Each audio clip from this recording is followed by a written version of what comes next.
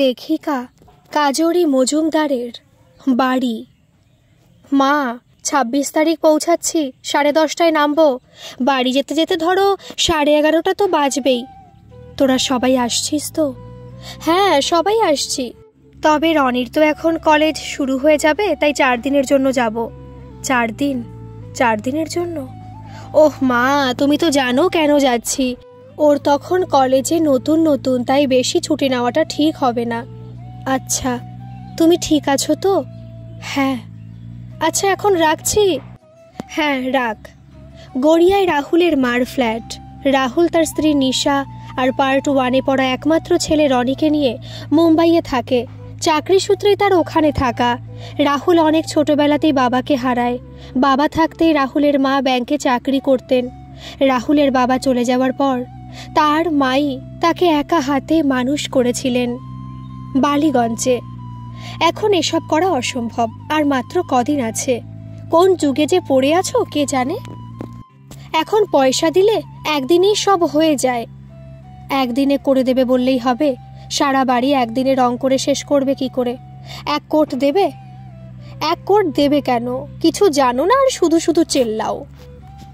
বালিগঞ্জের প্রণয় আগে কলকাতাতেই থাকতো তার পরিবারের সাথে। তবে গত 2 বছর হলো দুর্গাপুরে চাকরি ট্রান্সফার হয়ে চলে গেছে। বালিগঞ্জের বাড়িতে প্রণয়ের বাবা মা থাকেন। প্রণয়, তার স্ত্রী দীপ্তি, 11-এ পড়া মেয়ে প্রিয়াঙ্কা আর 7-এ পড়া ছেলে দেবায়নকে নিয়ে দুর্গাপুরে থাকে। প্রণয় ছুটি ছাটাতে প্রায় কলকাতায় আসে। বাড়ি রং করা নিয়ে প্রণয়ের বাবা মার মধ্যে একটু মত বিরোধ চলছিল। গড়িয়া, বেলেঘাটা, বালিগঞ্জ, যোধপুর পার্ক আর কসবা, এই 5 জায়গার 5 বন্ধুর বাড়িতে সাজো সাজো রব চলছে। কারণ তাদের বাড়িতে তারা সবাই বাইরে থেকে কলকাতার বাড়িতে ছুটিতে আসছে। বহু বছর তাদের বন্ধুদের মধ্যে কোনো দেখা সাক্ষাৎ ছিল না, কিন্তু বহু বছর পর ফেসবুকের মাধ্যমে তাদের যোগাযোগ হওয়ায় বেশ কয়েক মাস আগেই তারা ঠিক করেছিল যে জানুয়ারি মাসে তারা সবাই কলকাতায় এসে একটা গেট টুগেদার করবে। সবাই সেখানে সবার পরিবারের সাথে আলাপ করবে। উদ্দেশ্যটা ছিল বন্ধুত্বটাকে আরও মজবুত করার। এই 5 বাড়ির বাবা মায়েরা তাদের ছেলে মেয়ে, ছেলের বউ, জামাই, নাতি নাতনির আসার অপেক্ষায় প্রহর গুনছে। আশার বিজয় ব্যাঙ্গালোরের স্থায়ী বাসিন্দা। আশা বাবা মায়ের একমাত্র সন্তান। বাবা মা যোধপুরের পার্কের বাড়িতে থাকেন। আশার আর বিজয়ের কোনো সন্তান নেই। আশা সোশ্যাল ওয়ার্ক করে। ওদের আর্থিক অবস্থা বেশ ভালো। যোধপুর পার্কে ফোনে আশা বলল, এবার তোমাদের কি ছুতো শুনি? আমি জানি না, আমি যখন কলকাতা থেকে ফিরব তখন তোমরাও আসবে আমার সাথে। মা বলল, না না, তোর বাবুর ব্যাংকে অনেক কাজ আছে, সেই সময় আমাকে বলেছে তোর সাথে চলে যেতে। ঠিক আছে, তুমি আসবে, বাবুকে বলবো ব্যাংকের কাজ হয়ে গেলে চলে আসতে। না রে, আমি এবার আর যাব না। তোর বাবু সব সামলাতে পারবে না। বাড়ি, গাছে জল দেওয়া, কত কিছু থাকে। যা ইচ্ছা করো তোমরা, ওই বাড়ি বাড়ি করেই। আমি রাখছি। রাগ করিস না, শোন। Hello hello. ওদিকে বেলেঘাটায় ফোনে ভিলাই থেকে সঞ্জীবের স্ত্রী মিতালি বেলেঘাটায় শ্বশুর বাড়িতে ফোন করে শাশুড়ির সাথে কথা। শাশুড়ি বলল, তুই তো বুঝিসই সব। বুঝিস বলেই তুমি জীবন কাটিয়ে দাও মা। কি করব বল? এই বড় পরিবারে নিজের মতো তো কখনো আলাদা কিছু করিনি তো। করনি বলেই তো সবাই এত সুযোগ নেয়। তুমি ওদের বলবে, তুমি তো জানো মা, এখানে অত মাছ পাওয়া যায় না, তাই তোমার নাতনির মাছ খাওয়ার খুব একটা অভ্যেস নেই। ওখানে সপ্তাহে রোজ 2 বেলা মাছ হয়, ওর খুব অসুবিধা হয়। সে তো জানি রে আমি। আবার রবিবারের মাংসটা যদি একটু ওর জন্য ফ্রিজে তুলে রাখি, তখন আবার কথা শুনতে হবে যে আমি কীরকম মা, মেয়েকে বাসি খাবার খাওয়াই। আসলে এ বাড়িতে তো ছেলে মেয়েদের কখনো বাসি খাওয়ানো হয়নি। রোজের মতোই রান্না হয়। একটু খাবার রয়ে গেলে সেটা কমলা দিয়ে আর হরিদাকে দিয়ে দেওয়া হয়। তাই জানো তো মা, বনেদি ঘরে বাস করায় একটা নামের আভিজাত্যের গর্ব থাকে ঠিকই, তবে প্রচুর বিড়ম্বনাও থাকে। তোমার জীবনের 3 ভাগ কেটে গেল, অথচ তুমি জানলেই না যে স্বাধীনতা কাকে বলে। তুই আবার শুরু করলি? হ্যাঁ, আমি তো বলবই। ও শোন না, আমার মাথায় একটা বুদ্ধি এসেছে। এবার তুই এখানে আসলে সকালে একটু বেশিক্ষণ ঘুমাতে পারবি। সে কি কথা বলছো? এটা তুমি বলছো? তোর যত বয়স বাড়ছে তুই তত ফাজিল হচ্ছিস, আবার হাসছিস। না না, আর হাসবো না, বলো তুমি কি বলছিলে। এবার তোরা আসলে তুই আর মাম আমার সাথে ঘুমাস, সঞ্জু আর তোর বাবা তোদের ঘরে শোবে। তুই সঞ্জুর সাথে না শুয়ে আমার সাথে শুলে তুই একটু দেরিতে উঠলেও কেউ কিছু খারাপ বলবে না, আর যদি বলেও আমি কিছু বানিয়ে বলে দেব। এই তো এতদিনে তুমি তোমার ছেলের মা না হয়ে পুরো আমার মা হয়ে গেছো। তাই করব। আর তোমায় একটা কথা বলবো মা। বল। আমাদের এত বছর বিয়ে হয়ে গেছে, এখন তোমার নাতনিও বড় হয়ে গেছে, তো তাই তোমার ছেলের সাথে না শুলেও কোনো ব্যাপার না। তোমার ছেলে আর আমি এখন ভাই বোন হয়ে গেছি। কি সব বলিস না তুই। ঠিকই বলছি। হয়েছে অনেক, আমি ছাড়ছি ফোন। এই যে, এটা আমার এত ভালো লাগে না তোমার, আমি একটু যেই মার্কা কথা বলি তুমি অমনি যা লজ্জা পেয়ে যাও না। আমি না তোর শাশুড়ি? কি জানি, মনে তো হয় না। আমার তোমাকে মাও মনে হয় না, শাশুড়িও মনে হয় না। ও মা, গ্যাসে দিতে এসেছে, আমি রাখছি। তোমরা সাবধানে থেকো, রাতে সঞ্জু ফোন করবে তোমাকে। আচ্ছা।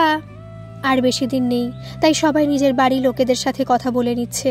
তেমনি কসবার সোহিনী তার বাবার সাথে কিছু কথা বলায় তার বাবা বলে ওঠেন, সে কি রে, এই তো কদিন আগে ঘুরে গেলি। হ্যাঁ ঘুরে গেলাম, সেটা তো তোমাদের আনন্দ দেব বলেই। কুশের জন্মদিন তো আমরা এখানেই করতে পারতাম, তোমরা বললে চণ্ডীগড়ে আসতে পারবে না, তাই তো বাধ্য হয়ে যেতে হলো। তুমি তো শুনেছ বন্ধুরা সবাই কলকাতায় মিট করবে, আমাকেও যেতে হবে। আমাকে 5,000 টাকা পাঠিয়ে দিও তো বাবা। কুশের স্কুলে এই মাসে 3 মাসের একসাথে মাইনে দিতে হলো, তাই একটু চাপে আছি। মাইনেটা দিতে না হলে বলতাম না। বাবা কোনো উত্তর না দেওয়ায়, জানো তো এই যাওয়াটা হঠাৎ করে এলো। সামনেই তোর মিনতি মাসির ছোট মেয়ের বিয়ে। তোর মা বলল সেখানে একটা সোনার কিছু দিতে হবে। বন্ধুদের সাথে দেখা করার জন্য এত খরচ করে আসাটা কি খুব দরকার? ঠিক আছে ঠিক আছে, অত কথা বলতে হবে না, আমি অন্য জায়গা থেকে জোগাড় করে নেব। হ্যালো হ্যালো, সোহিনীর মা। কি হলো, ফোন কেটে দিয়েছে? হ্যাঁ, এখানে আসবে বলে টাকা চাইছিল। মন খারাপ হয়ে গেল মেয়েটার, অল্প কিছু হলেও তো পাঠাতে পারতে। তোমরা আমাকে ভাবোটা কি বলো তো, আমি রিটায়ার্ড করেছি, প্রায় 8 বছর হয়ে গেল। মেয়েকে ভালোভাবে মানুষ করলাম, এত খরচ করে বিয়ে দিলাম, তারপর নাতির জন্মের সমস্ত খরচ করলাম, ধুমধাম করে অন্নপ্রাশন করলাম। এখনও প্রতি বছর নাতির জন্মদিনে ওদের টিকিটের টাকা থেকে শুরু করে এখানে এত জনকে নিমন্ত্রণ করে খাওয়ানো সব আমাকে করতে হয়। ছি ছি, একটা মাত্র মেয়ে, তার জন্য করে, নিজের নাতির জন্য করে আবার শোনাচ্ছ? এটাকে শোনাচ্ছি ভাবলে? হ্যাঁ শোনাচ্ছি। এবারও ওদের আসা যাওয়া জন্মদিন সব নিয়ে 25,000 টাকার মতো খরচ হয়েছে। তোমার তো কোনো কিছুর ধারণাই নেই, আমাকে কি টাকার মেশিন ভাবো তোমরা? বিয়ে হয়ে গেছে, এখনও আমি কেন এসব চালাবো? ওদের কলকাতায় এসে জন্মদিন করার কি আছে?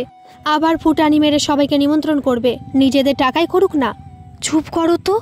কেন চুপ করব? তোমার জন্যই আমি কোনো স্টেপ নিতে পারি না, নয়তো আমি খুব ভালো করে জানি এসব কি করে ঠিক করতে হয়। বন্ধুদের সাথে কলকাতায় দেখা করতে আসবে, 2 দিনের কোন বন্ধু তাদের জন্য আমায় টাকা দিতে হবে কেন? নিজেদের টাকা থাকলে আসুক না ফুর্তি করতে, আমার তাতে কোনো আপত্তি নেই। আচ্ছা একটা কথা বলো তো, আমাদের টাকা পয়সা ঘরবাড়ি কার জন্য? আমাদের মেয়ের জন্যই তো। না। না মানে? না মানে না, আমরা মরে গেলে তখন ওরা সব পাবে, কিন্তু তাই বলে আমাদের নিজেদের কোনো শখ শৌখিনতা নেই?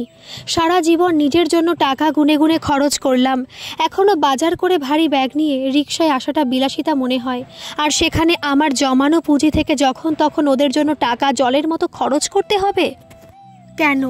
আমার মেয়ে জামাই নাতির জন্য তো আমি এমনি খুশি হয়ে খরচ করব, কিন্তু তাই বলে ওরা কেন আমায় জোর করবে বলো? তুমি কি স্বার্থপর বাবা গো, এরকম কেউ বলে? যদি সত্যি শুরু থেকে স্বার্থপর হতে পারতাম তাহলে তোমার সাথে এতদিন আর ঘর করতে হতো না। তুমি আর মেয়ে মিলে আমার জীবনটা দুর্বিষহ করে তুলেছ।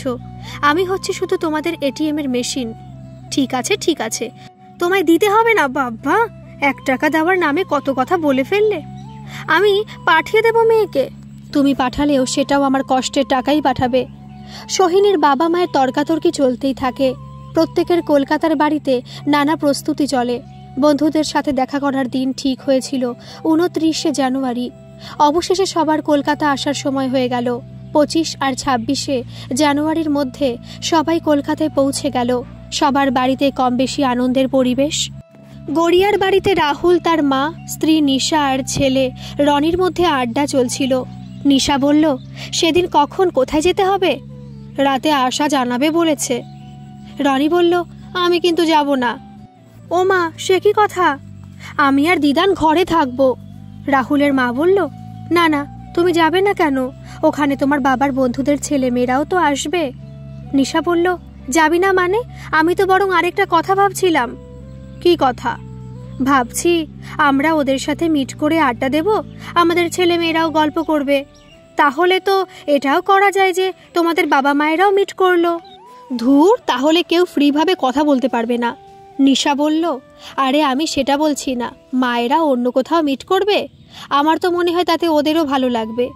রাহুল বলল, এটা অবশ্য খারাপ বলনি। ঠিক আছে, দেখি। তাহলে রাতে তো ওদের সাথে কথা হবে, তখন বলে দেখব। ওদিকে রাতে কথা হওয়ার পর ঠিক হলো যে সবার বাবা মায়েরাও যাতে মিট করতে পারে সে ব্যবস্থাও করা হবে, তবে সেটা অন্য জায়গায়। আশা তার বাবা মাকে জানানোতে আশার বাবা বললেন, না না, আমি যাব না। আশা বলল, কেন যাবে না? ওই সব গেট টুগেদার ফেদার আমার ভালো লাগে না, তোরা তোদের মাকে নিয়ে যা। আশার পর বিজয়, বাবা যেতে চাইছেন না যখন জোর করো না। মা, আপনার কোনো আপত্তি নেই তো? না, আমার কোনো আপত্তি নেই। আশা বলল, আচ্ছা বাবু, অনেকদিন ধরে একটা কথা বলবো ভাবছি। বল। ও পাশটা ভাড়া বসিয়ে দাও না। ভাড়া? কি সব বলছিস? আশার মা বলল, কেন? ওই পাশের বেডরুমের বাইরের দিকের দেওয়ালটা ভেঙে একটা ছোট বাথরুম করে দিলেই তো হবে। আশার বাবা বললেন, তোর মা করতে দেবে নাকি? তোর মার সব ঘর লাগবে। তোমরা দুজন মানুষ, এত বড় বাড়ি, বাগান, এসব সামলানো চারটিখানি কথা। এখানে একা একা পড়ে থাকো, বলি আমাদের ওখানে চলে এসো, কিন্তু তোমরা যাবে না। আমাদের কি বারবার আসা সম্ভব বলো? আশার বাবা বললেন, তোর মার বাড়িতেই শান্তি, সারাদিন খুটুর খুটুর কাজ করতেই থাকে, বললেও শোনে না। আমিও একবার বলেছিলাম ভাড়া দেওয়ার কথা, বাবা তোর মা যা কথা শুনিয়েছিল তারপর থেকে কিছু বলি না। বয়স হচ্ছে, ঠিক করে সব মনেও রাখতে পারে না, দরজার চাবি কোথায় রাখে ভুলে যায়। যখন শরীর খারাপ থাকে তখন আমাকে সব করতে হয়। মেয়েকে পেয়ে এখন আমার নামে যা পারছো বলছো, তাই না? আচ্ছা বিজয়, তুমি বলো, ও পাশটা ভাড়া দিলে ঘর ছোট হয়ে যাবে না? তখন তোমরা আসলে, লোকজন আসলে খুব অসুবিধা হবে। আশার বর বিজন বলল, সেটা অত প্রবলেম হবে না, আমরা অ্যাডজাস্ট করে নেব। আসলে আপনারা একা এত বড় বাড়িতে থাকেন, ও সব সময় আপনাদের জন্য চিন্তা করে। আশার মা বলল, এ মা, এত রাত হয়ে গেছে, আমি বুঝতেই পারিনি। যাই, আমি খাবার গরম করি। বলতে বলতে ঘর থেকে বেরিয়ে গেলেন। আশা বলল, দাঁড়াও, আমিও আসছি। আশার বাবা জামাইয়ের উদ্দেশ্যে বললেন, তোমার শাশুড়িকে বোঝানো খুব মুশকিল, দেখলে তো কিভাবে কথা এড়িয়ে চলে গেল। 5 বন্ধুর মধ্যে দেখা হওয়ার উত্তেজনা যতটা ছিল, তাদের স্বামী স্ত্রীদের মধ্যে একটু সংকোচ বোধ ছিল, আর ছেলে মেয়েদের মধ্যে না দেখা করার ইচ্ছেটাই বেশি ছিল। আসলে এর আগে ছেলেমেয়েরা বাবা মায়ের এই বন্ধুদের পরিবারের সম্বন্ধে একটু আধটু জানলেও কেউ কাউকে দেখেনি কখনো। সোহিনী বাবার থেকে আর টাকা না নিয়ে অন্য একজনের থেকে টাকা ধার করে ছেলেকে নিয়ে এসেছে। সোহিনীর বর ছুটি ম্যানেজ করতে পারেনি, বাবা টাকা না পাঠানোর রাগ সোহিনীর এখনও আছে, তাই বাবার সাথে খুব একটা কথা বলছে না। এদিকে সবার বাবা মা মিট করবে, তাই সেটার জন্য তো বাবা মাকে রাজি করতে হবে। তাই রান্নাঘরে মাকে, কাঞ্জিভারামটা পরে যেও। তুই বললি কোন রেস্টুরেন্টে আমরা যাব? হ্যাঁ, রেস্টুরেন্টে কাঞ্জিভারাম পরে যাব, নয়তো কি ছাপার শাড়ি পরে যাবে? আর বাবাকেও ভালো ড্রেস পরে যেতে বলো। তোর বাবা তো ভেবেছিলাম যাবেই না, কিন্তু অবাক হলাম যে একবারেই রাজি হয়ে গেছে। তবে কি পরে যাবে বলতে পারছি না। যাবে না কেন? টাকা দিতে হয়নি না, তাই মুড ভালো আছে। এমন বলিস না, শুনলে আবার বক বক শুরু করে দেবে। নাতিবাবুকে একটু ডাকতো, ওদের জন্য এই জামাগুলো কিনেছি, দেখতো ওর পছন্দ হয় কিনা। প্রণয়রা আজই রাতে এসে পৌঁছেছে, তবে সঞ্জীবদের বাড়িতে এসে মাকে দেখে খুব মন খারাপ হয়ে গেছে। মিতালি তো বলেই ফেলল, মার এরকম চেহারা হয়েছে, এত শরীর খারাপ, আর তুমি আমাদের একবারও বললে না বাবা? বলিনি, তোমরা আবার চিন্তা করবে। বাহ, সেই জন্য কিছু বলবে না আমাদের? তোমার ছেলের বা মিষ্টির কিছু হলে আমি যদি না জানাতাম তখন? মিতালির শাশুড়ি বললেন, আমি এখন ঠিক আছি রে। তুমি তো একদম কথাই বলবে না। তুমিও আমায় বলনি, আরে আমায় না বলো, ছেলেকে তো বলতে পারতে। তুই আর সঞ্জু আলাদা? তাহলে বাবা, তোমরা আমাদের ওখানে চলো। মার চেহারা খুব খারাপ হয়েছে, এখানে এতজনের মধ্যে মা ঠিক করে রেস্ট নিতে পারবে না। কথা বলতে বলতে সঞ্জীব ঘর থেকে বেরিয়ে গিয়ে মিতালিকে ইশারা করে ডাকায় মিতালিও বেরিয়ে গিয়ে পাশের ঘরে যাওয়ায় সঞ্জীব জানায় যে মিতালি যেন বাবা মাকে কোনো কিছু নিয়ে বকাবকি না করে। সেই শুনে মিতালি খুব অবাক হয়, কারণ বউ শাশুড়ির এইরকম কথাবার্তা সঞ্জীব সবসময় উপভোগ করে, কিন্তু আজ তাহলে বারণ করছে কেন? মিতালি একথা সঞ্জীবকে জিজ্ঞেস করায় সঞ্জীব আগে দরজা বন্ধ করে তারপর মিতালিকে বলে, আমরা যখন থাইল্যান্ড ঘুরতে গিয়েছিলাম তখন মায়ের শরীরটা খুব খারাপ হয়েছিল। সে কি, তুমি বলনি তো? আগে চুপ করে সব শোনো। তখন মা 3 দিন হসপিটালে ভর্তি ছিল। যেহেতু খুব ভয়ের কিছু ছিল না, তাই বাবা তখন আমাদের জানায়নি। আসলে তখন মার অনেকগুলো টেস্ট করানোর ছিল, তাছাড়া মাথা ঘোরানোর একটা টেন্ডেন্সি ছিল, তাই তখন ডাক্তার অ্যাডমিট করে নিয়েছিল। সমস্ত চেক আপ করে অনেক কিছু ধরা পড়েছিল। সব কিছুরই মা ওষুধ খাচ্ছে, তবে মার খাওয়া দাওয়াটা কমে গেছে। কি হয়েছে মার? মার হাই প্রেশার আছে, সুগার আছে, ওদিকে পিঠে শির দ্বারায় হাড় ক্ষয়ে গেছে, নানা সমস্যা। এত কিছু হলো, তোমরা আমাকে বললে না? বাবা মাকে তো তুমি জানো, বিশেষ করে বাবা এসব করে। মা কিছু জানাতে চাইলেও বাবা বাধা দেয়, বলে আমাদের জানিয়ে কি হবে, আমরা কিছু করতে পারবো না, শুধু শুধু চিন্তা করব। বাবাকে বলেও ছিলাম যে আমার ওখানে চলে যেতে, কিন্তু বাবা বলল মার ট্রিটমেন্ট এখানে হচ্ছে, এখন ভিলাইয়ে থাকলে অসুবিধা হবে। আমি এতটা ডিটেলসে এখানে এসে জানলাম ওই তুমি কাল যখন জেঠিমাদের সাথে রান্নাঘরে ছিলে তখন। কি ভাবছো? ভাবছি মায়ের বাড়িতে অন্যদের থেকে কত আলাদা, সবার থেকে ভালো, তাও এসব মার সাথেই হলো কেন? অন্যদের সাথেও তো হতে পারতো। এতে ভালো খারাপের কি আছে? মার অনেক অল্প বয়সে বিয়ে হয়েছিল, এত বছর ধরে অক্লান্ত পরিশ্রম করে করে মার শরীরে সব ক্ষয়ে গেছে। জয়েন্ট ফ্যামিলির কি কম ঝুঁকি? আমি তো দেখেছি ছোট থেকে, শরীর খারাপ থাকুক আর ভালো থাকুক, যার যখন যে কাজ করার সময় নির্ধারিত ছিল তাকে তখন তা করতেই হতো। শুরু থেকেই মার রক্তের অভাব ছিল। বাবা আলাদা করে কখনো মার জন্য কিছু করতে পারেনি, কারণ পাছে সবাই খারাপ ভাববে, পাছে সংসারে ভেদাভেদ শুরু হবে, সেই সব ভয়ে। যাক, ছাড়ো এসব কথা। মার অসুস্থতার কথা আমরা যে এতটা জানি তা মাকে বুঝতে দিও না। একটু বিরক্ত হয়ে, কি জানি বাবা, তোমাদের কিসের এত রাগ ঢাক? কেমন জানি সে টিভির সিরিয়ালের মতো। প্রণয়ের বাবা মার হ্যাঁ না করতে করতেও বাড়ি রং করিয়ে ফেলেছিল।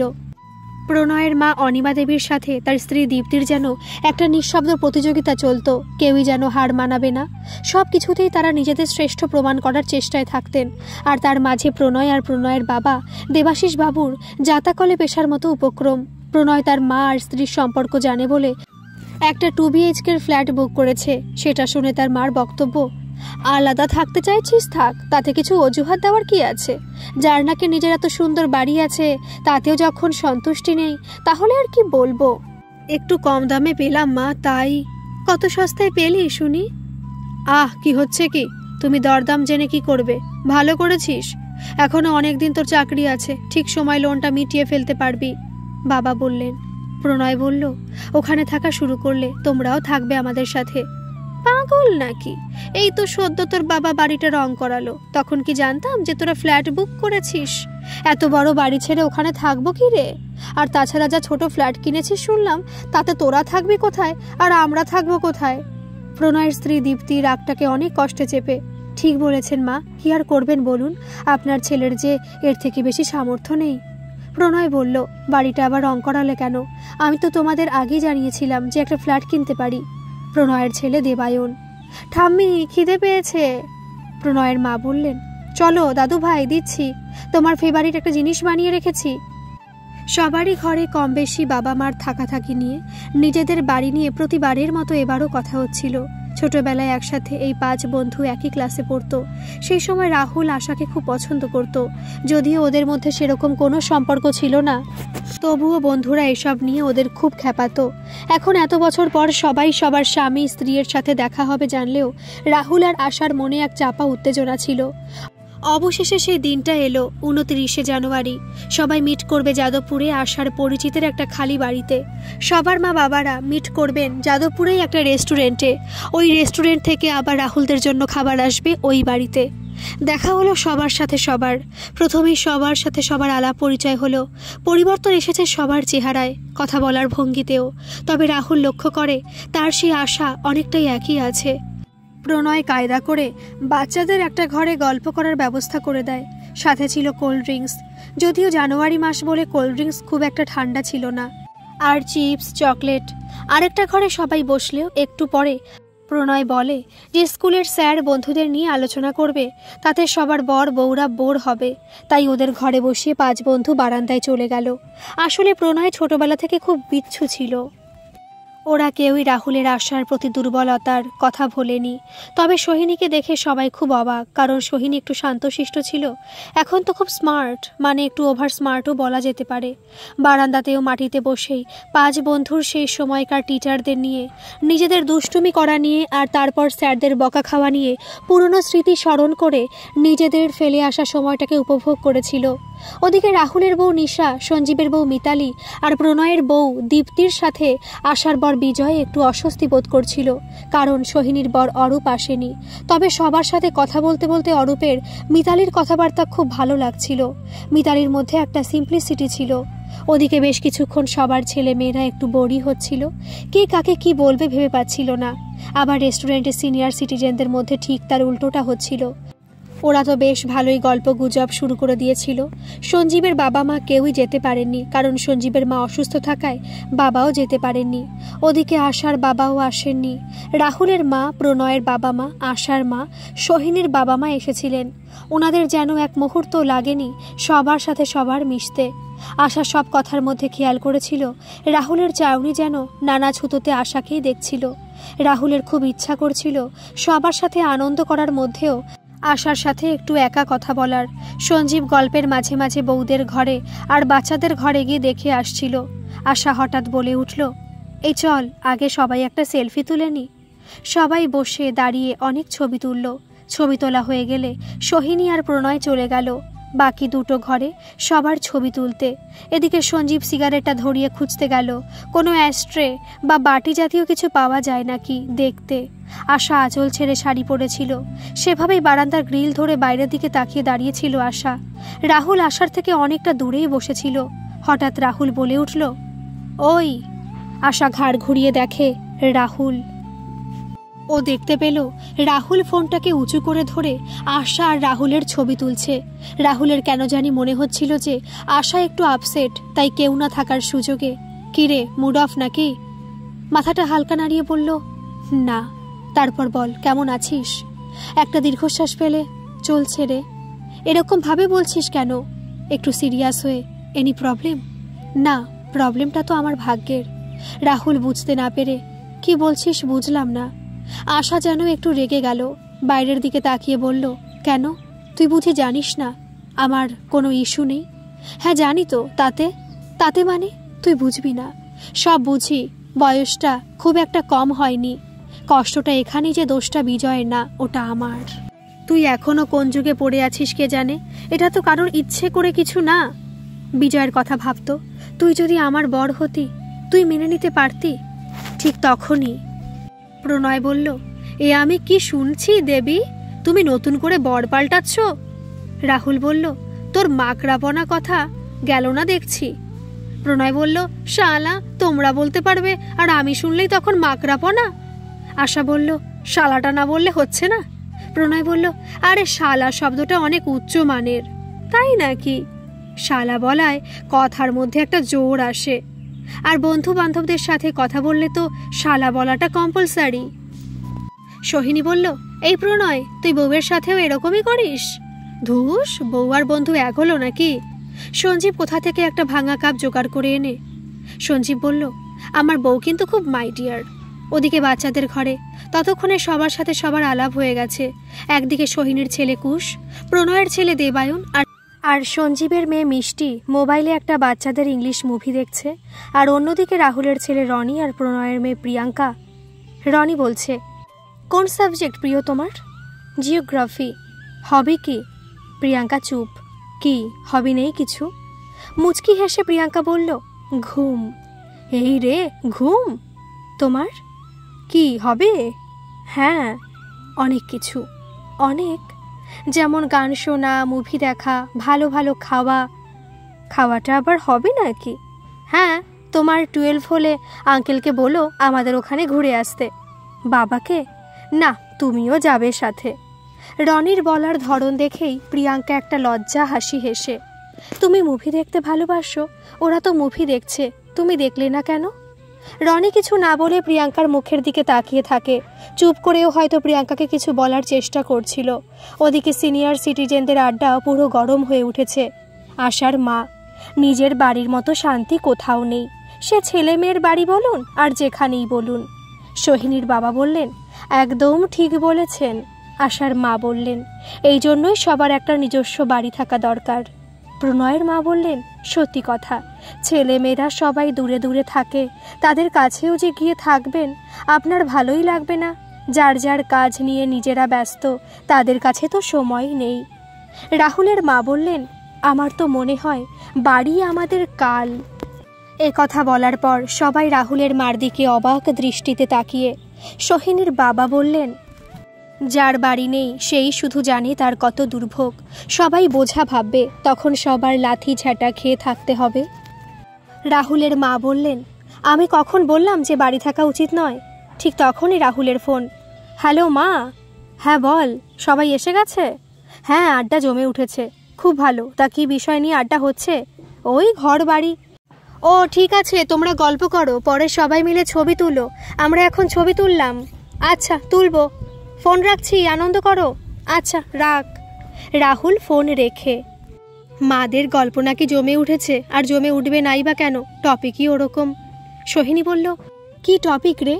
রাহুল বলল, ওই ঘর বাড়ি।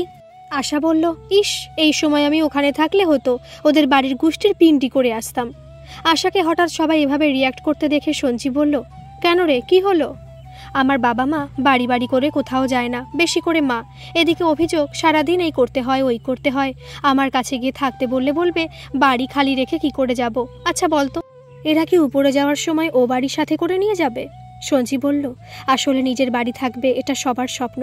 আমার মা তো সারা জীবন শ্বশুরবাড়ির যৌথ পরিবারে কাটিয়ে দিল। মাঝে মাঝে খুব খারাপ লাগে যে মার এই স্বপ্ন কখনো পূর্ণ হলো না। বেঁচে গেছিস তোরা?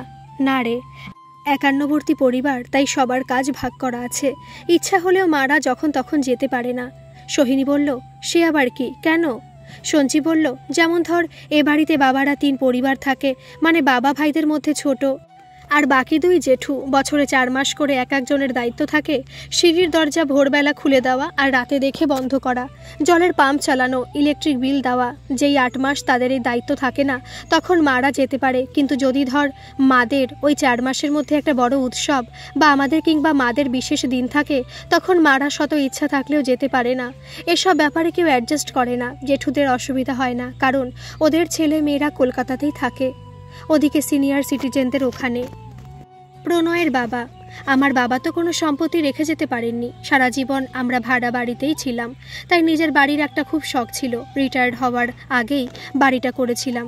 এখনও তার পেছনে কত খরচ করে চলেছি, কিন্তু এখন ভাবি কি হবে এসব করে।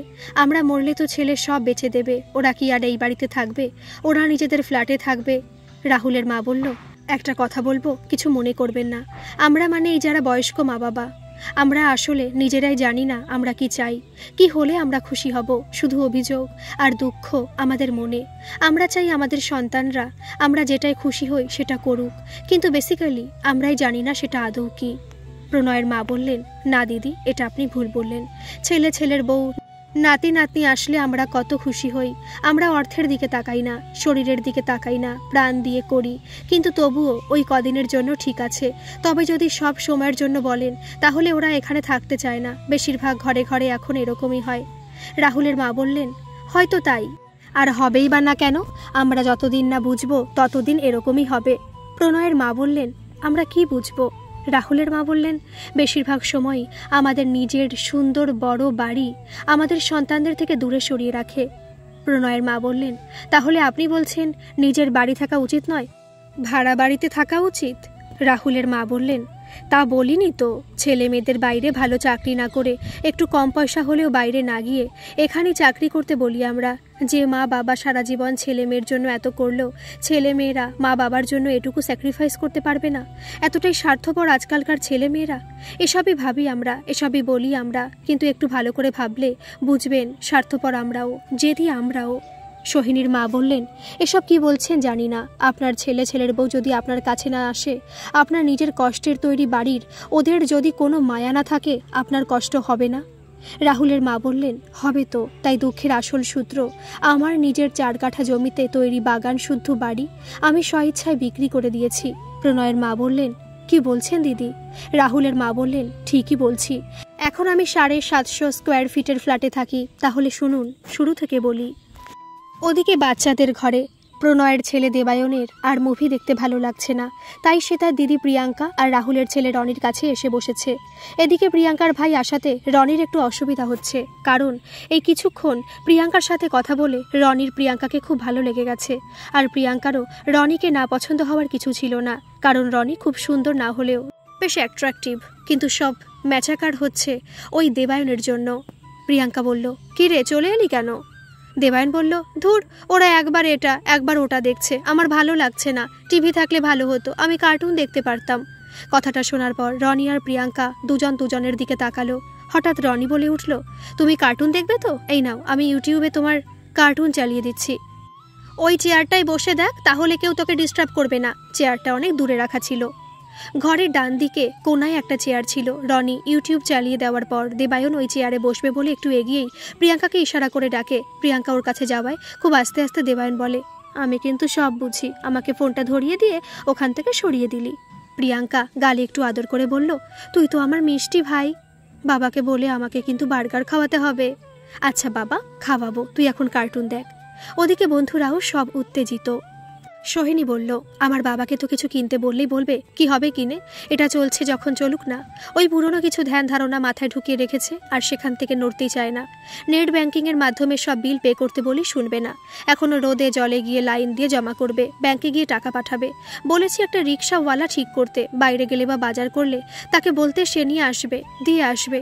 কোনো কথা শোনে না, অথচ সারাক্ষণ শুধু এই কষ্ট সেই কষ্ট বলবে। আরে কষ্টের যদি হাল না করে, কষ্ট এমনি এমনি চলে যাবে। আর বেশি বলতে গেলে বলে তোদের টাকায় মায়া নেই, তাই তোরা এসব বলিস। রাহুল বলল, বয়স হলে সবারই বোধ হয় একরকমই অবস্থা হয়, আমাদেরও কি হবে কে জানে।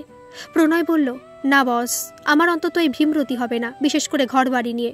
আমি একটা কথা বুঝি না, আমাদের মা বাবারা নিজের ইচ্ছায় নিজের কষ্টের টাকায় নিজের পছন্দের বাড়ি বানায়, তাতে থাকতে ভালোবাসে, কিন্তু যখন আমরা ফ্ল্যাট কিনবো বলি তখন অশান্তি শুরু হয়ে যায়। আমার মা তো সবসময় ভাবে ফ্ল্যাট কেনার ইচ্ছেটা মানেই ওদের থেকে আলাদা থাকার প্ল্যান। ওরা কেন বোঝে না যে আমাদেরও তো শখ থাকতে পারে, আমাদেরও তো ইচ্ছে হতে পারে নিজের পছন্দ মতো বাড়ি বানাতে। আশা বলল, আসলে ভাবে তোর পছন্দের সুখ সুবিধার ঘরে যদি একবার তোরা থাকতে শুরু করিস, তাহলে আর তুই বাবা মা ওদের দেখবি না। প্রণয় বলল, যত সব আজে বাজে কথা। সোহিনী বলল, রাহুল, তোর মা তো একা থাকেন, উনি তো তোদের সাথেই থাকতে পারেন। আসার আগে থেকে তাদের মায়েদের বলে রেখেছিল তারা যেন তাদের পছন্দের খাবারের অর্ডার দিয়ে দেন। ওখানে সবাই আসার পরই ওনারা অর্ডার দিয়ে দিয়েছিলেন। রাহুল, আশার, সঞ্জীব 3 জন মিলে এখানে সবার খাবারের অর্ডারটাও দিয়ে দিয়েছিল। প্রণয় আর সোহিনীর কোনো খাবারেই কোনো সমস্যা নেই, তাই ওরা এসব ব্যাপারে আর মাথা ঘামায়নি। যথাসময় রেস্টুরেন্টেও মা বাবারা খেতে থাকলেন। এদিকেও রেস্টুরেন্ট থেকে খাবার এসে গেল। প্রণয় দুষ্টু বুদ্ধি করে বলে উঠল, তখন আমি আর সানি মানে সোহিনী গিয়ে সবার ছবি টবি তুলে এলাম। এখন খাবারগুলো আশু মানে আশা আর রাহু মানে রাহুল মিলে বাচ্চাদেরকে দিয়ে আসবি, আর সানি আর সঞ্জু মানে সঞ্জীব আমাদের বউদের খাবার দিয়ে আসবি। আশা বলল, তুই রাহুলের নামটা পাল্টাতো, রাহু ডাকটা কি বাজে শোনায়। প্রণয় বলল, তাহলে কি বলে ডাকবো প্রিয়ে, তুমিই বলে দাও। আশা প্রণয়ের পিঠে এক চাপড় মেরে বলে, তুই কোনোদিনও শুধরবি না। প্রণয় বলে, যাস শালা, আমি তো তোকে সম্মান দিয়ে কথা বললাম। সোহিনী বলল, এই ভাড় বকিস না, অনেক বেলা হয়েছে, চল খেতে দিয়ে আসি। রাহুল প্রণয়ের উদ্দেশ্যে বলল, তুইও চল। রাহুলকে চোখ মেরে আসার দিকে ইঙ্গিত করে, না ভাই, আমি কাল রাতেই কলকাতা এসেছি, বড্ড ক্লান্ত, আমায় আর তোমরা নাড়িও না। আর কথা না বাড়ি ওরা 4 জন যে ঘরে মিতালিরা কথা বলছিল খাবার নিয়ে সেই ঘরে এলো। ততক্ষণে রাহুলের বউ নিশা, সঞ্জীবের বউ মিতালি, আশার বর বিজয় আর প্রণয়ের বউ দীপ্তির বেশ ভালো ভাব হয়ে গিয়েছিল। রাহুলদের খাবার আনতে দেখে নিশা বলে উঠল, বাব্বা, আমাদের এখানে বসিয়ে তোমরা তো পুরো গায়েবই হয়ে গেলে দেখছি। রাহুল বলল, কেন, তোমরা কি বোর হচ্ছ? না না। আশার বর বিজয় বলল, একটুও না। সোহিনী বলল, তাহলে আবার কি, এনজয় করো, আমার বর তো খুব মিস করলো। আশা রাহুল বাচ্চাদের ঘরে চলে গেল। ওখানে রনি, রাহুলের ছেলে আর প্রিয়াঙ্কা প্রণয়ের মেয়ে বলল ওরা দুজনে বাকি বাচ্চাদের খাবার দিয়ে দেবে। বাচ্চাদের ঘরে দরজার সাথে লাগোয়া ছিল ছাদে যাওয়ার সিঁড়ি। রাহুল আগেই ঘর থেকে বেরিয়ে গেল। যেই আশা ঘর থেকে বেরোলো তখন সঙ্গে সঙ্গে ওর হাতটা ধরে কে যেন সিঁড়ির দিকে টান দিল। তাকিয়ে দেখে রাহুল। ছাদে চল। এখন খাবি না? খাবো তো, চল না, 2 মিনিট। রাহুল আর আশা খোলা ছাদে গিয়ে, এবার বল তখন কি বলছিলি? কি বলেছি? ওই আমি যদি তোর বড় হতাম, প্লিজ ওই ম্যাটারটা নিয়ে মজা করিস না। আরে মজা করব কেন? বলছি যে বিজয়ের জায়গায় যদি আমি থাকতাম কষ্ট পেতাম, কিন্তু এটা তো তোর ইচ্ছাকৃতভাবে কিছু করা না। এটা নিয়ে তো ভাবিস না রে, আজকাল এটা একটা কমন ব্যাপার। এসব বলাটা খুব সহজ না রে। বিজয় এমনি খুব ভালো ছেলে, কিন্তু আমি আজকাল ফিল করি ও আজকাল আর আমায়, ধুর বোকা, তোদের মেয়েদের এই এক কমপ্লেক্স। আরে অফিসে কত সময় কত ঝামেলা থাকে, তাই ছেলেদের মুড সব সময় একরকম থাকে না। তুই ওর নিশার সাথে এরকম করিস? কাল একবার দেখা করবি? কেন? কোথায়? এমনি, আমি তো পরশু মুম্বাই ফিরে যাচ্ছি, আজ সবার সাথে এসেছি, তাই একা এভাবে কথা বলা ঠিক হবে না। তোর সাথে খুব কথা বলতে ইচ্ছা করছে। দেখ তুই চাইলে না করতে পারিস, ভাবিস না এই বয়সে তোকে লাইন মারছি। তবে সোহিনী বা অন্য ক্লাসের মেয়েদের ওপর কোনো ফিলিংস নেই, কিন্তু তোর জন্য একটা সফট কর্নার আছে, সেটা শুধুই বন্ধুত্বের, তবে স্পেশাল। আশা সিঁড়ির দিকে এগোতে এগোতে, খুব কথা শিখেছিস দেখছি। হোয়াটসঅ্যাপে জানিয়ে দিস কাল কখন কোথায় যেতে হবে। এখন নিচে চল, এবার যে প্রণয় কি বলবে জানি না। নিচে নেমে রাহুল ওয়াশরুমে গেল আর আশা বারান্দায় গিয়ে বসলো। সঙ্গে সঙ্গে সোহিনী, কোথায় গিয়েছিলি? সব ঠান্ডা হয়ে গেল তো, তোদের খিদে পায়নি? পেয়েছে তো, একটু ছাদটা দেখতে গিয়েছিলাম। প্রণয় দেওয়ালে ঠেসান দিয়ে চোখ বন্ধ করে শুয়েছিল। যেই রাহুল এলো, সঙ্গে সঙ্গে প্রণয় চোখ বন্ধ করেই বেসুরে গাইতে থাকলো, সেদিন দুজনে গিয়েছিনু ছাদে, কেন জানি মনও ভরে না। সোহিনী বলল, এই শুরু হলো, এই আগে খা তো। সবার তুলনায় সঞ্জীব কম কথা বলছিল, শুধু একটু পরপরই মাথা গুজে কি যেন করছিল। তাই প্রণয় বলে উঠল, এই যে সঞ্জু ভাই, পরকীয়া বৌদিকে আমার নমস্কার জানাবেন।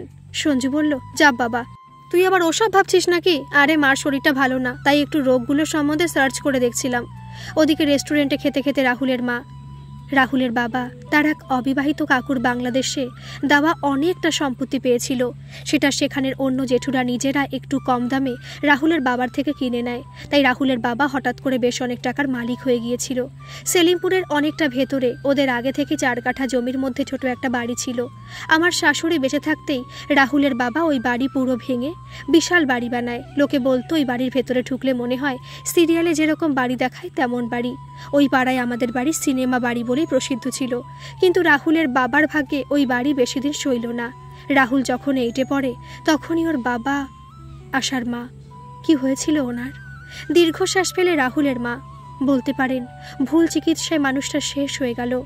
সোহিনীর মা বললেন, সে কি করে? রাহুলের মা বললেন, সেই সব আরেকদিন বলবো। তখন আমি ব্যাংকে চাকরি করতাম, এত বড় বাড়ি সামলানো, ওদিকে ছেলের সবকিছু দেখাশোনা করা, সবকিছু একসাথে সামলাতে পারছিলাম না। তখন তো শাশুড়িও ছিলেন না, উনি তো ওর আগেই গত হয়েছিলেন। অনেক ভেবেচিন্তে ওই বাড়িতে তালা লাগিয়ে আমি রামগড়ের কাছে একটা ভাড়া বাড়ি নিয়ে চলে যাই। ওটা আমার অফিসের খুব কাছে ছিল। ছেলে কলেজে পড়া অবধি মা ছেলে ভাড়া বাড়িতেই কাটিয়ে দিয়েছিলাম। আমাদের ভাড়া বাড়িটা খুব ভালো জায়গায় ছিল, মানে দোকানপাট, অটোরিকশা সব হাতের কাছে। ছেলে কলেজে ভর্তি হওয়ার পর যখন ছেলেকে বললাম যে এখন তো আর তেমন কিছু অসুবিধা নেই, তখনও বেশ বড় হয়ে গেছে, এবার আমাদের আসল বাড়িতে ফিরে যাই, তখন ছেলে আমায় মুখের ওপর বলে দিয়েছিল যে সে অত ভেতরে ভালো দোকানপাট নেই, যানবাহনের অসুবিধা, তাই সে আর ওই বাড়িতে কখনোই থাকবে না। কথাটা শোনার পর আমার সবকিছু কেমন যেন গুলিয়ে গিয়েছিল। ওই বাড়ি ওর বাবার নিজে দাঁড়িয়ে থেকে বানিয়েছিল, কত স্বপ্ন ছিল তার। আমি ছেলের স্বার্থে অত বড় বাড়ি ছেড়ে ছোট্ট ভাড়া বাড়িতে কত বছর কাটিয়ে দিলাম, আর ছেলে এখন কথা বলল। সারা রাত কেঁদেছি, খেতেও পারিনি, সারা রাত ভেবেছি, ভোরের দিকে চোখ ফুলে কখন ঘুমিয়ে পড়েছিলাম জানি না। সারা রাত ভেবে যে ডিসিশন নিয়েছিলাম তা ছেলেকে জানালাম, ওর ডিসিশনও জানিয়েছিল। আমি অনেক ভেবে দেখেছিলাম যে যদিও ওই বাড়ির সাথে ওর বাবার অনেক স্মৃতি জড়িয়েছিল, ওই বাড়িতে থাকতে পারলে আমি অনেক ছড়িয়ে ছিটিয়ে থাকতে পারতাম। আর ওর বলার ভঙ্গিও খুব খারাপ ছিল, কিন্তু ও কথাটা কিছু ভুল বলেনি। নিত্যদিনের যাতায়াত, ডাক্তার, দোকান বাজার সব দূরে দূরে ছিল। আমার এক নিজের বড় বাড়িতে থাকার জেদে আমার ছেলে এবং আমার যখন আরেকটু বয়স হবে তখন আমার নিজেরও অনেক কষ্টের সম্মুখীন হতে হবে। ওর বাবা এত কষ্ট করে এত সুন্দর বাড়ি বানিয়েছিল আমাদের সুখে রাখার জন্যই তো। ওই বাড়িতে থাকলে সুখ তো পেতাম, কিন্তু চাকরি করার জন্য, নিত্য প্রয়োজনীয় জিনিস কেনার জন্য তখন অনেক কষ্ট করতে হতো, অনেক সময় নষ্ট হতো। তার ঠিক 4.5 মাস পর আমার স্বামীর নিজের হাতে গড়া আমাদের পাড়ার বিখ্যাত বাড়ি সিনেমা বাড়ি বিক্রি হয়ে গেল। তারও ঠিক 2 মাস পর আমরা গড়িয়ায় বাটার পিছনে একটা ছোট ফ্ল্যাট কিনি। প্রণয়ের মা বললেন, ইস দিদি, আপনি খুব ভুল করেছিলেন। ছেলে বলল, আর আপনি বিক্রি করে দিলেন? ছেলের কি আর আপনাদের মতো বাড়ির প্রতি মায়া থাকতে পারে? আর তাছাড়া বিক্রি করলেন কেন? রেখে দিতেন, তালা বন্ধ থাকতো। রাহুলের মা বললেন, বাড়ি বিক্রি করেই তো ওই পয়সা দিয়ে নতুন ফ্ল্যাট কিনেছি।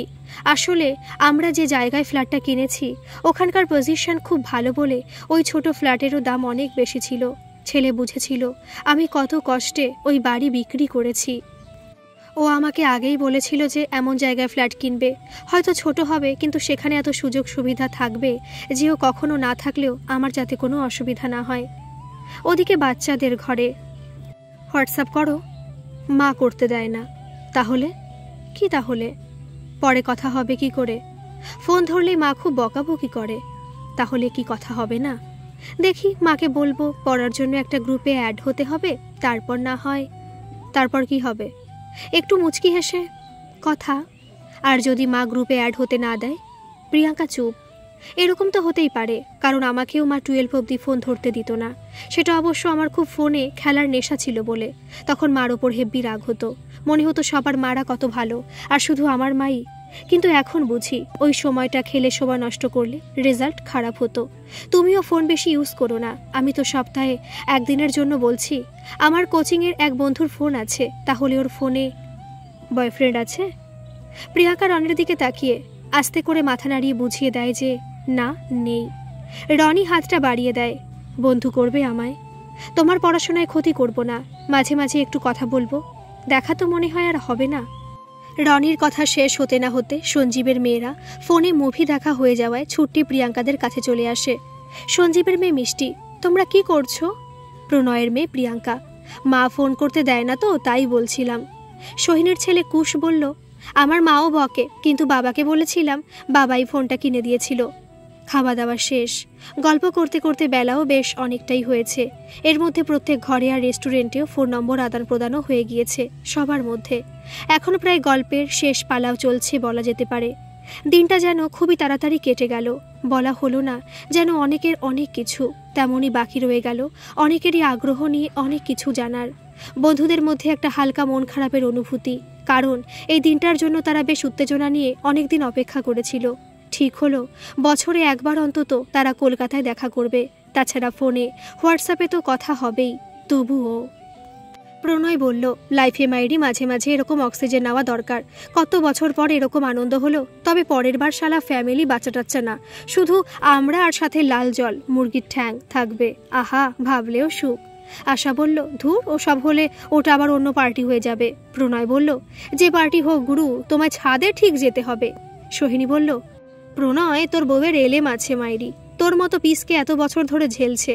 প্রণয় বলল, আরে আমি সংসারে যা জেন্টেলম্যান না, জানিস না। রাহুল বলল, লাল জল আমরা আলাদা একদিন খাবো, তার মধ্যে এতে দুজনকে ঢোকাস না। প্রণয় বলল, ওরে আমার রোমিও রে, তোর মতো তো আমার আশাও নেই, ভালোবাসাও নেই। আমার না হয় একটু রঙিন জলের নেশা হলো, তাতে কি? সঞ্জীব বলল, ওই আস্তে বল, তোর এই পাগলামির কথা অন্য কেউ শুনলে কেলোর কীর্তি হবে। ওদিকে সঞ্জীবের বউ মিতালি, রাহুলের বউ নিশা, প্রণয়ের বউ দীপ্তি আর আশার বর বিজয়ও সবাই সবাইকে নিজের বাড়িতে যাওয়ার নিমন্ত্রণ করে। তারপর ঘর থেকে বেরিয়ে বাচ্চাদের ঘরে যায়। হঠাৎ করে বড়রা ঘরে চলে আসায় রাহুলের ছেলে রনি আর প্রণয়ের মেয়ে প্রিয়াঙ্কার শেষ কথা হলো না। 5 বন্ধু এ ঘরে এসে সবাই সবাইকে আরেকটু হাই হ্যালো করে সবাই মিলে গাদাগাদি করে গ্রুপ ফটো তুলল। ওদিকে রেস্টুরেন্টে সিনিয়র সিটিজেনদের গল্প যেন শেষই হচ্ছে না। তাই সোহিনীর বাবা বললেন, ওরা ওদিকে কিন্তু বেরিয়ে গেছে। প্রণয়ের মা বললেন, যাচ্ছি দাদা, আসলে এরকমভাবে দেখা সাক্ষাৎ করে তো কখনো গল্পগুজব করিনি, তাই আর উঠতে ইচ্ছা করছে না। প্রণয়ের বাবা বললেন, সঞ্জীবের বাবা মার জন্য খারাপ লাগছে, ওনারা আসলে আরও ভালো লাগতো।